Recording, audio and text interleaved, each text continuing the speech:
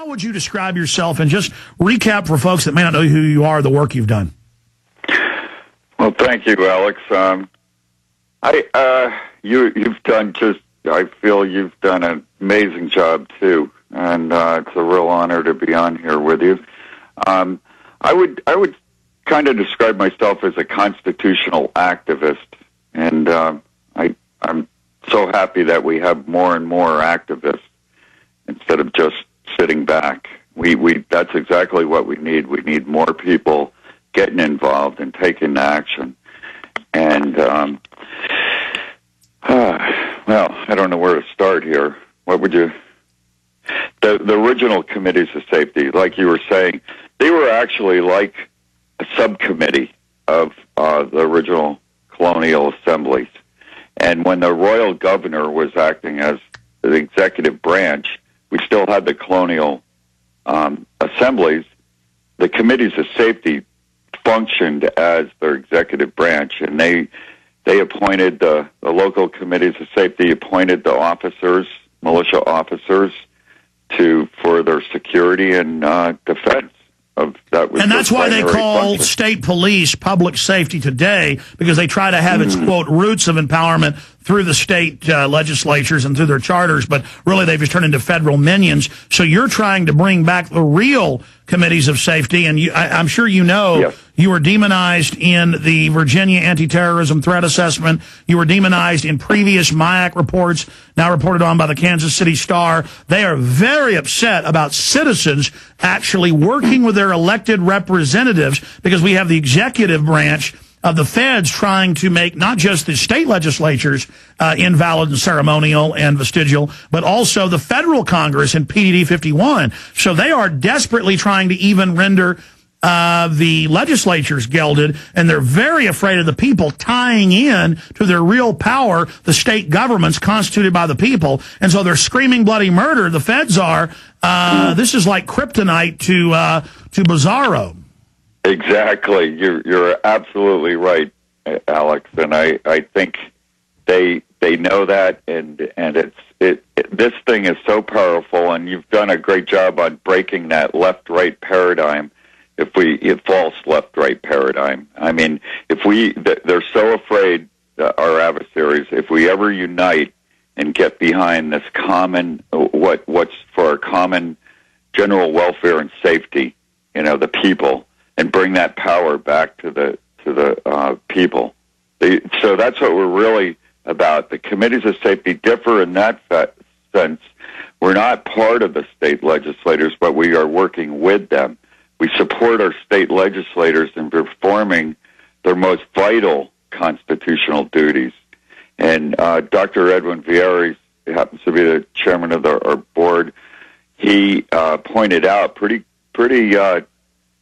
clearly we want to reclaim these two ancient powers, the power of the purse and the power of the sword, and bring this back to the people, these two powers. Absolutely. Tell us about what's coming up this weekend. Very historical. Oh, it's incredible. We were up there at Lexington for the past couple of months. I've been dealing with the Lexington selectmen, on the Lexington town of Lexington. They have 5 selectmen, and they have, I'd say like a gatekeeper. It was very difficult to get through.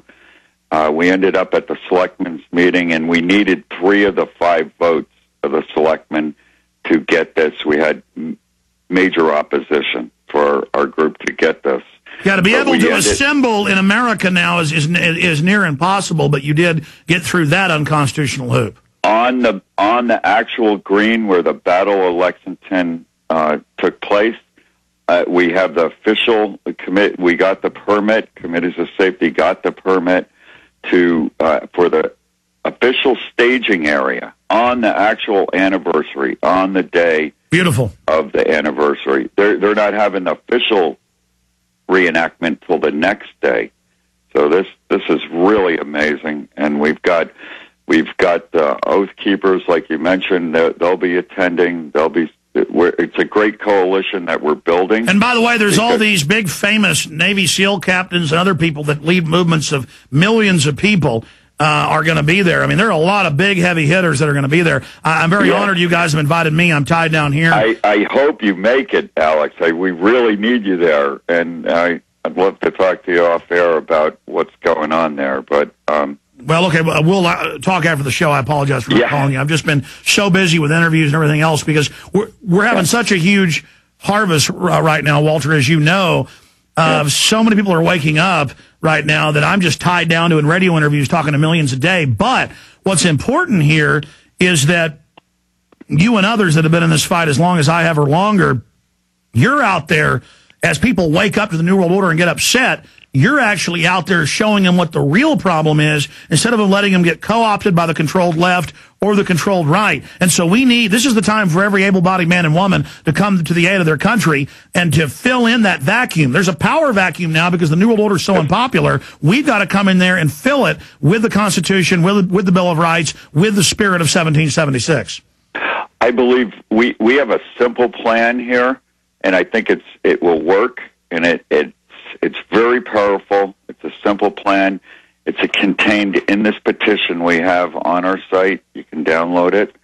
And the petition is, we support a constitutional system of security and defense for a free state, which includes a sound money system, monetary system. We're hoping to get millions of these petitions signed because with that will be our power, the power that we can get these state legislators to enact these statutes to reclaim these powers. Walter, stay there. I want to hear about this when we get back. And by the way, folks, you said we couldn't do it. 30-plus states are moving, and some states are passing 10th Amendment resolutions. 1-800-259-9231 is the toll-free number to join us on air. Walter Reddy is our guest. Got a ton of news coming up I haven't even gotten to yet. Germany bans the cultivation of GM corn. And they've got all the studies there where it's killing the bees, folks, because the corn has a pesticide in it. It grows its own pesticide, so bugs won't eat it. But bees and birds don't know, and they eat it and die deader than a hammer. I told you years ago with German scientists it was the corn. So this is a real environmental crisis, not all the fake ones they use to set up carbon taxes and things. I've got a bunch of other news here that we're going to be going over. But right now, going back to Walter Reddy. Walter, plug the committees of safety website, and then also you were getting into this petition that's taking place. I want to point out to the listeners, a couple of months ago we were really hammering the fact that we could have state rights, 10th Amendment declarations and 9th Amendment declarations refiled just to educate the public and have the states draw a line in the sand. That all started in Oklahoma and New Hampshire. Well, now it's 30-plus states. South Dakota's passed it. Texas is on the verge. Other states are passing it. This is an example of the animating contest of liberty. The evil is animated because it wants to steal and control. We have to be animated because we want liberty and the animating contest.